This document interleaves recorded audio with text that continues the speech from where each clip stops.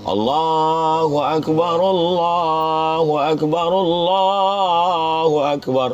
La ilaha illallah. Allahu Akbar, Allahu Akbar, walillahil hamd. Tujuan Kang Maman mau bercerita, wa amma bi ni'mati rabbika fahaddits. Nikmat Allah ceritakanlah, supaya kawan-kawan, sahabat-sahabat nih termotivasi untuk sampai ke Baitullah. Niatnya itu. Niatnya. Ya. Tapi rupanya Mas Bagus memahami ini, wah saya kan jadi pengen ke sana. Ini berarti Kang Maman ini udah mulai angkuh dan sombong ini. Udah pamer katanya. Pamer. Saya kalau tahu ada masalah tadi saya nggak keluar. Pamer itu bisa dipahami dari dua. Yang pertama, indikasi, membaca indikasi. Dari mulai bahasa yang dipakai dan tujuan orangnya. Jadi kalau bunyinya, alhamdulillah sudah nyium Hajar Aswad 17 kali. Nah itu riya itu. Sum'ah itu. Kalau riya mempertontonkan, memperlihatkan. Kalau sum'ah itu memperdengar-dengarkan ibadah. Meskipun itu benar. Meskipun benar. Nah, tapi kalau kita mau memotivasi orang, mudah-mudahan kita panjang umur, sehat badan, rezeki berkah, bisa ke Baitullah. Itu motivasi. Nah, jadi dalam hal ini nggak cukup hanya sekedar niat baik, tapi juga ada indikasi apakah dari gaya bahasa yang digunakan itu dan niat pelakunya. Tapi kalau yang saya tangkap tadi, bahwa Kang Maman bercerita beliau pergi umroh, kemudian saya husnuzon insya Allah. Kang Maman tidak riya, tidak angkuh, tidak sombong. Dan saya juga tidak mengatakan Mas Bagus salah. Karena beliau juga sebagai seorang muslim ingin saling menasihati, wa tawasau bil haq wa tawasau bis sabr. Artinya kita boleh berbeda sudut pandang, tapi insya Allah kita ketemu pada satu niat baik insya Allah. Ya, saya kan hanya bisa mengatur hati saya. Saya nggak bisa ngatur hati orang. Nah, jadi kalau perbuatan saya itu benar, menurut Al-Quran benar, menurut hadis benar, menurut ulama, ya saya laksanakan aja. Bahwa orang menyikapi saya, ya selama saya nggak salah, ya saya nggak perlu memikirkan sikap orang. Karena sebetulnya hidup ini simpel, sederhana. Yang ribet itu memikirkan komen orang. Dan memang kita hidup sekarang di zaman komen. Grup isinya komen, Instagram komen, TikTok komen, semuanya komen. Dulu TV aja. Jadi misalnya saya naik mobil, saya beli dengan cara yang halal. Saya bawa anak istri jalan. Saya kemudian tinggal di rumah. Lalu kemudian Idul puasa bersama, ada tamu, kita posting. Lalu kemudian orang marah. Saya melihat Ustadz punya mobil, naik jantung koroner saya. Saya melihat Ustadz punya rumah, saya naik asam lambung saya. Itu sesuatu yang nggak bisa kita kontrol kan? Karena dalam diri orang. Nah, saya hanya bisa menjelaskan bahwa tujuan saya itu bukan untuk sombong. Saya manusia biasa.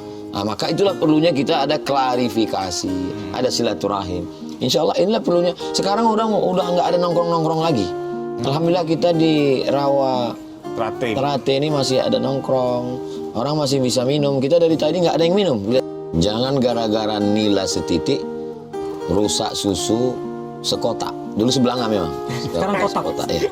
Jadi memang perlu kita jaga hati ini. Ya. Tapi bukan berarti dengan menjaga itu lalu kita meninggalkan syiar. Kamu kenapa nggak pernah ke masjid? Saya takut riya Pak Ustadz.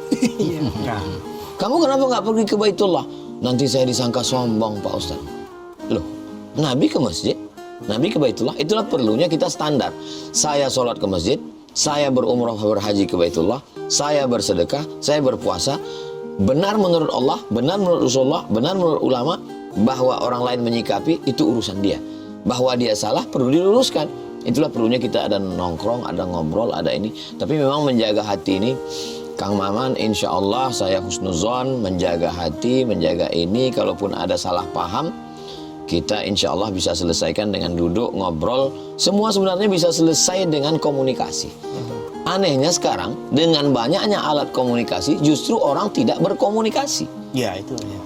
Bahkan akhirnya 2 orang, 3 orang miskomunikasi, dan akhirnya orang yang miskomunikasi ini menjadi tontonan. Nah, iya. Kalau zaman dulu kan ada yang tidak berkomunikasi, didudukkan, dimusyawarahkan, selesai. Zaman sekarang enggak. Didudukkan di alat komunikasi, dilihat orang bersama, tidak selesai, dan sengaja tidak diselesaikan. Ketika kita terganggu dengan sesuatu yang mestinya tidak terganggu, jadi ada SOS, standar operasional setan.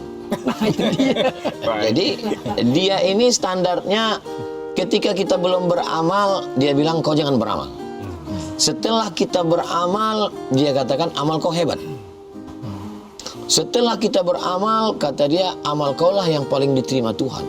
Yang lain masuk neraka, kaulah penghuni surga. Merasa angkuh, merasa sombong. Lalu bagaimana? Kita laksanakan saja apa yang mesti kita lakukan. Kita luruskan hati kita.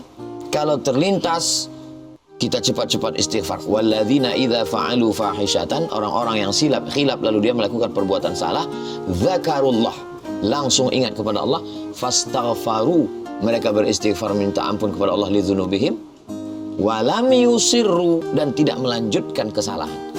Adapun syiar-syiar yang kita lakukan ini baik. Kalau memposting itu adalah riya, maka yang paling banyak riyanya berarti saya.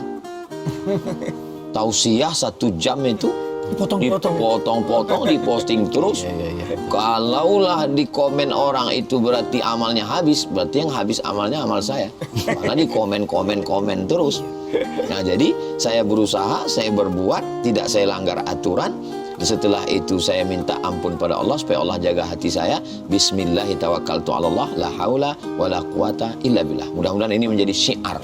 Dulu waktu SD ada yang ranking 1, Kang Maman, Mas Bagus, ya. Pak, ini beliau berdua nih guru kita nih. Jadi dia mungkin sama dengan yang diceritakan tadi, ngejek kita yang di bawah dia gitu. Saya udah buat reuni 2 kali SD, nggak datang dia. Kalau saya tanya-tanya, ya secara status sosial, ya nggak juga hebat betul. Saya menduga malu untuk datang. Jadi saya ambil pelajaran dari sini.